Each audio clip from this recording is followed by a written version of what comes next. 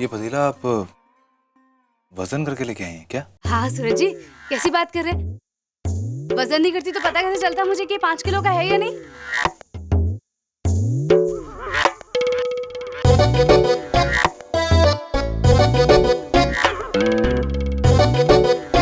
क्या हुआ सूरज जी?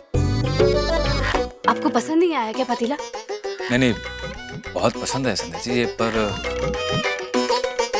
संध्या जी 5 किलो के पतीले का मतलब ये नहीं होता कि उसका वजन 5 किलो, बल्कि ये होता है कि उसमें 5 किलो सामान है। और रही बात इसकी, इसमें तो कम से कम 20-25 किलो सामान आ जाएगा। माफ करना सूरज जी, मैंने कभी घर की खरीदारी की ही नहीं, इसलिए मैं समझ ही नहीं पाई कि 5 किलो के पतीले का मतलब क्या था। कोई बात नहीं संध्या जी, ये पतीला तो मैं आज ही बदलवा लूंगा।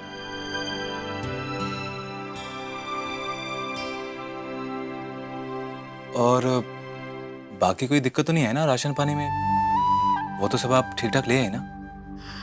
हाँ सूरज जी, बाकी सामान में कोई कमी नहीं निकलेगी, वो तो एकदम सही लाई हूँ मैं। दिखाती हूँ, ये देखिए सूरज जी।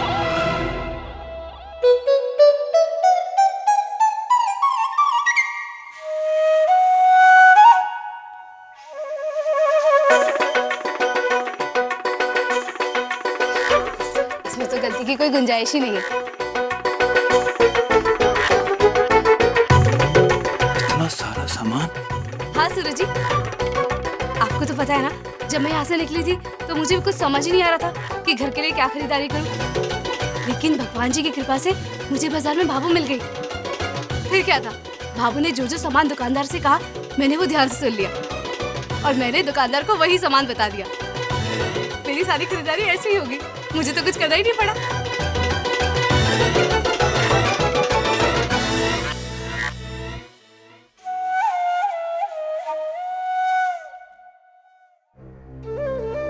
इतना सारा सामान संध्या जी ने बाबू के सामने खरीदा पर बाबू ने भी कुछ नहीं बोला।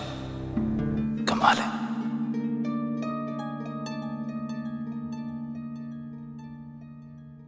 क्या हुआ सूरज जी, सारा सामान अच्छे से लाई हूं ना मैं? हाँ बाप, बहुत ही अच्छे से लिया आपने। इतना अच्छा सामान अब बंद कर दो। कहना कि इतना सारा सामान है, भगवान न करे किसी की नजर लग जाए। और वैसे भी बाहर खिड़की है, आते जाते लोग देख लेंगे ना। बंद कर दो। हाँ, सामान अच्छा लाई ना मैं? बहुत बढ़िया संध्या जी।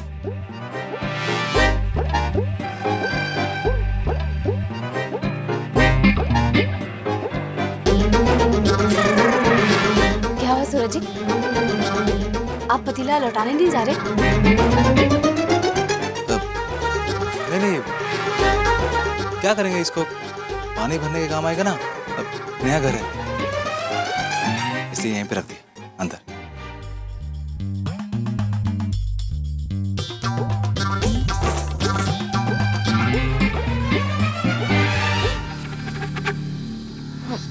मोहित, कहाँ जा रहे हो? कहाँ जा रहा हूँ? ना जाऊँ कहीं, घर पे बैठ जाऊँ ताकि भाभो आए और पैसे मांगे मुझसे और मैं बोलूँ कि भाभो 30-40 हज़ार तो दूर की बात है, मेरे पास तो 1000 रुपये भी नहीं है देने के लिए।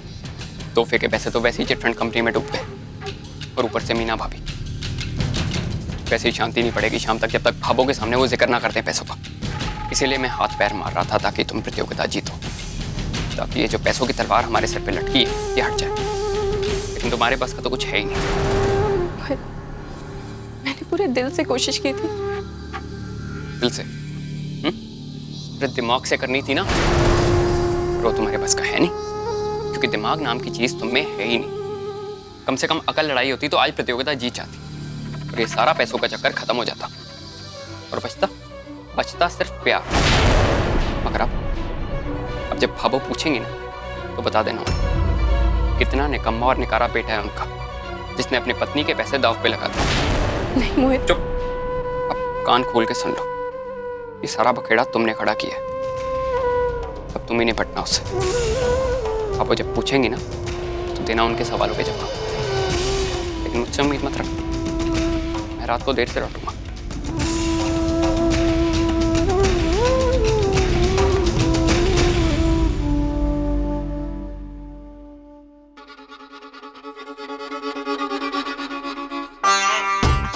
ए जी, हाँ काश ऐसा हो जाए कि साल के 11 महीने गायब हो जाए और एक ही महीना रहे त्योहारों का, और लाइन लगी रहे हमारी दुकान पे। और फिर तू किसी तरह दुकान में घुस के हमारे गले में से पैसे निकाल के अपनी साड़ी में छुपा लेती है ना। हाँ, आप भी।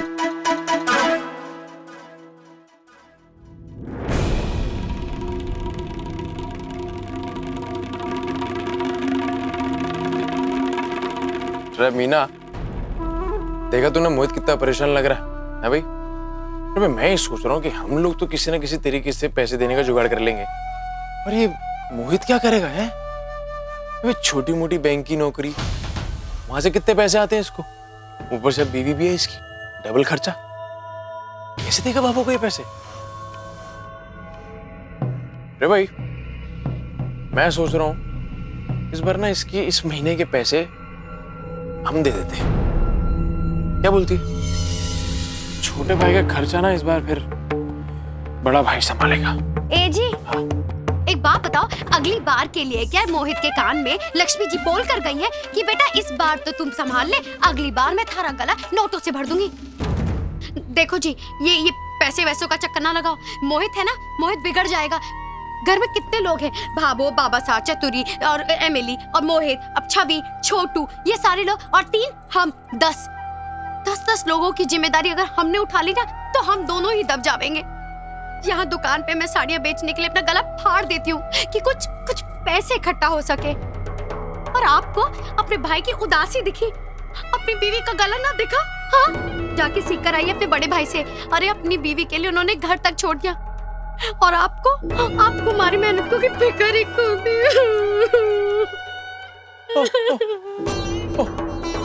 अरे शांत हो जा, झूठे आंसू मत बहा तू ज्यादा, ये झूठी चिंता ना कर तू, समझ रही है? अच्छी तरह जानता हूं तुझे मैं। अरे भाई सूरज भैया 15 दिन के अंदर घर आ जाएंगे, तो सारी जिम्मेदारी अपने कंधे पे ले लेंगे, तू देख लेना। बस रहने दो, जिस तरह ना बातों के पटाखे फूट रहे, मारे को ना लगता 15 दिन क्या 15 जन्म लग जाएंगे, पर वो घर ना आएंगे। गिनती बुला रही है। भाभो है ना, वो तो कसम खाए बैठी है कि वो ना पिघलेंगी, और जेठ जी जेठानी जी वो तो मजे लूट रहे हैं अकेले रहने के।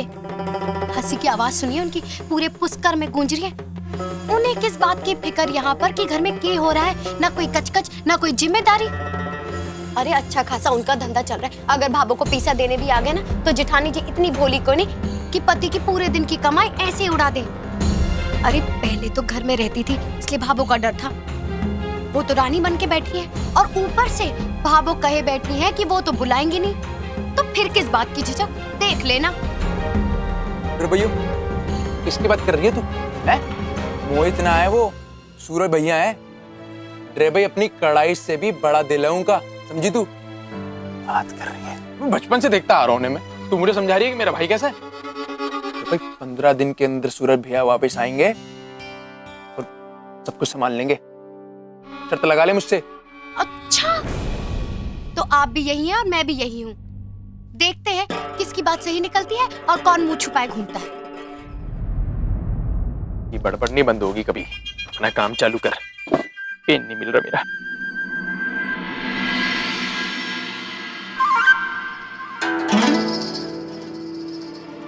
जेठानी जी ये झोला उठाए कहाँ चल दी? आजकल तो बड़ी मौज मस्ती चल रही है, कोई रोकने टोकने वाला भी तो कोई नहीं। जा रही होंगी चाट पकौड़ी खाने, और कहाँ।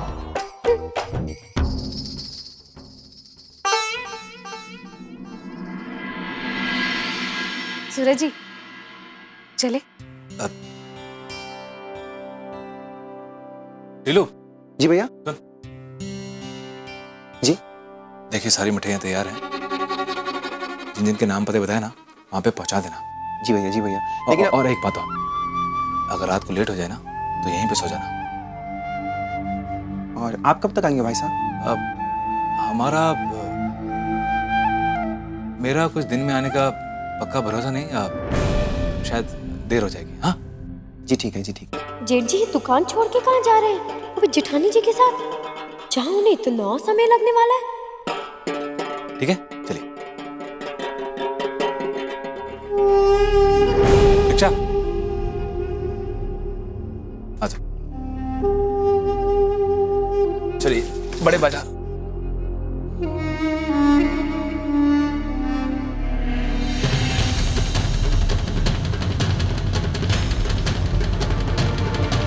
$425। रे भैया हीरोइन किधर चली? वो काना के लिए ना फल लेने जा रहे हैं। आ रही हूँ। काना फल खाने लग गया। अरे रिक्शा वाले भैया जरा सीधा ले लो। अरे कहाँ जा रहा है भाभी जी? चलो जो बताती हूँ, चलो।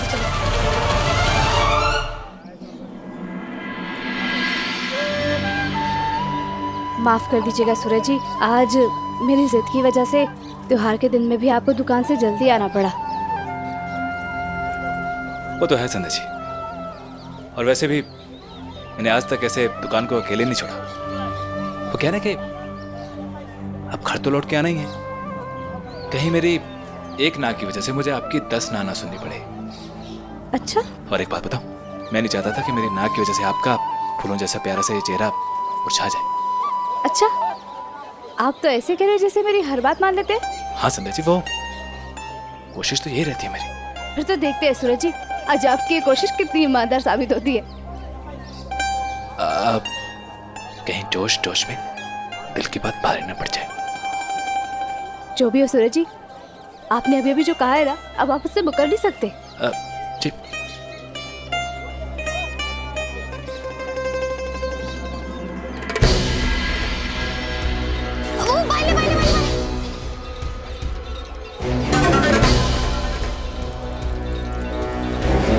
अरे ये लोग कहाँ जा रहे हैं? बड़ा मुस्कुरा के बातें कर रहे हैं। आज तो मैं जान के रहूंगी कि ये जा कहाँ रहे हैं।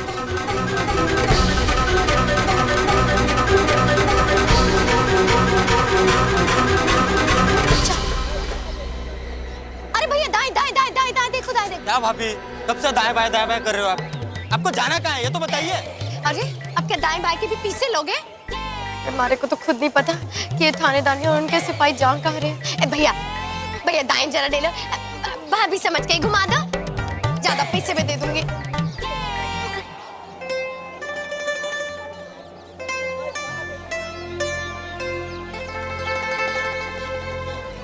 बस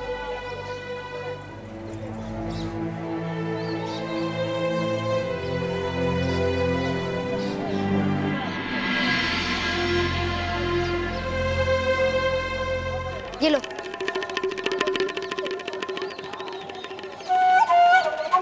पर मेरे पास तो छुट्टे पैसे नहीं है। छुट्टे नहीं है?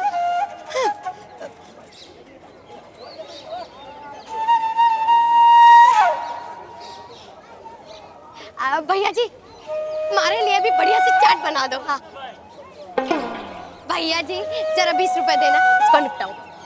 हाँ जी, ये लीजिए। ये लो।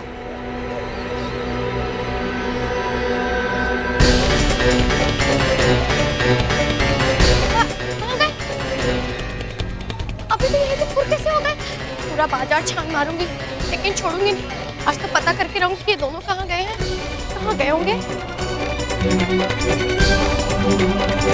अरे हाँ, यहाँ एक होटल भी तो है, जरूर खाना खाने गए होंगे जेठ जी। बेचारे जेठ जी 2 दिन से जेठानी जी की वो जली हुई रोटियां खा रहे होंगे, उनके हाथ की बनी हुई। अरे भाभी जी आपका चाट।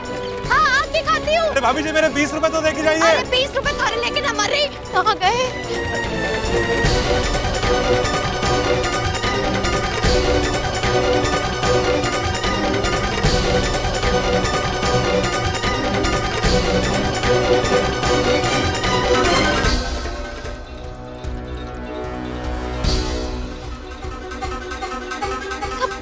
बैंक तुम नहीं गए? बैंक में क्या काम होगा? अरे मीना, जरूर पैसे का मामला है, बैंक में जाके देखती हूँ।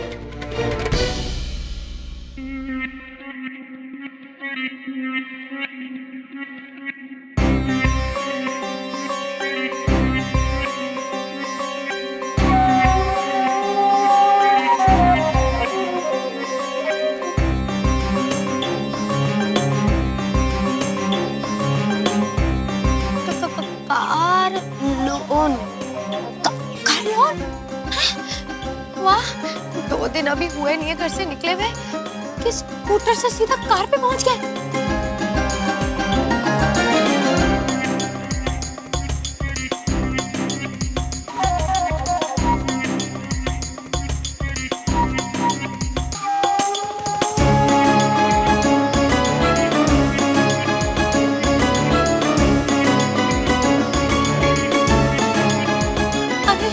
कार नहीं लगे हैं घर ही खरीद रहे हैं। लो एक बंगला बने न्यारा और खून जले थारा।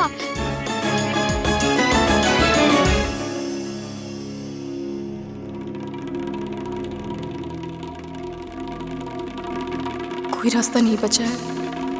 रोज नए नए झूठ बोलने से अच्छा है कि मैं बाबू को जाके एक बार में ही सारी सच्चाई बता दूं।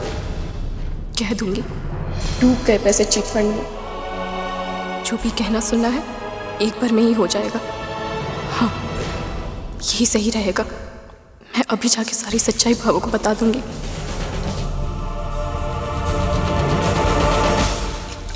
चतुरी जी बाबू।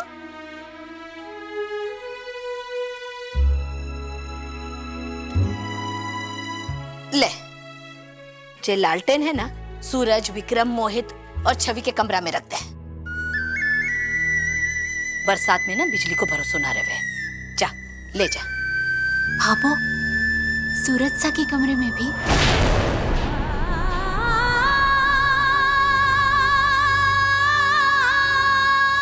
हाँ सूरज घर छोड़कर चले गए हैं, पर उसका कमरा तो घर छोड़कर ना गया है ना। मेहमानों के वास्ते काम आएगा कमरा। जा ले जा। जी संभाल कर, ध्यान से। तेरा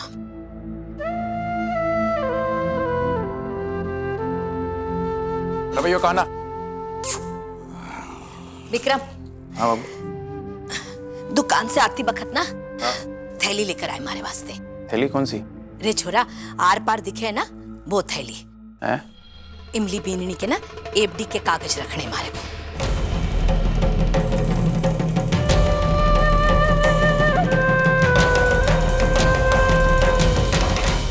एक मिनट क्या बोली भाभो? एफडी बन गई मतलब शादी वाले पैसे दे दिए मोहित ने? बिना पैसा के एफडी बने हैं क्या? ध्यान से लेकर आए। रुक, जाता जाता ना ये भी रख दिए। पकड़ ले। अरे ध्यान से ले जाए छोरा। दे राम जी।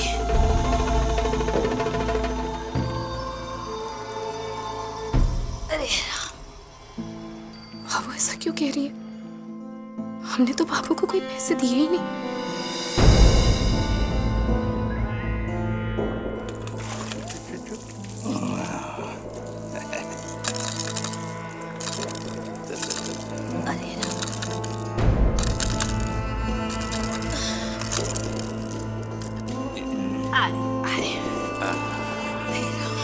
संतोष, तू कब से झूठ बोलने लगी? छोटी बींदड़ी के ना पैसे मिले ना एफडी बनी, फिर परिवार ने बांधे रखने के लिए कभी कभी झूठ बोलना पड़े। कल चुके जी अगर सच्चाई बता देती कि मोहित ने सारे पैसे चिटफंड में उड़ा दिए हैं, तो विक्रम और मीना बीननी ताना मार मार कर मोहित और इमली बीननी ने मार डालते। एक बेटा अभी घर छोड़कर गया है, ऐसे में घर बिखरता हुआ ना देख सकूं मैं। माँ का फर्ज सिर्फ एक बेटे के लिए याद आया था रिकू।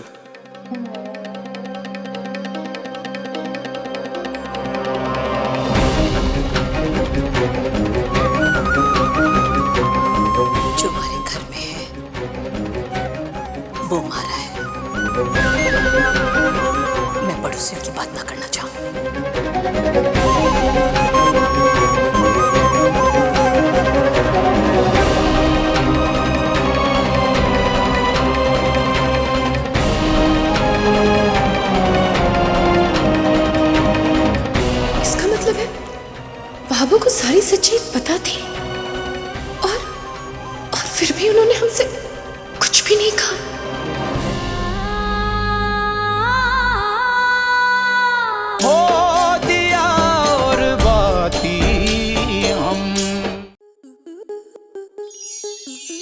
मनोरंजन पर अब नहीं लगेगा कोई ब्रेक।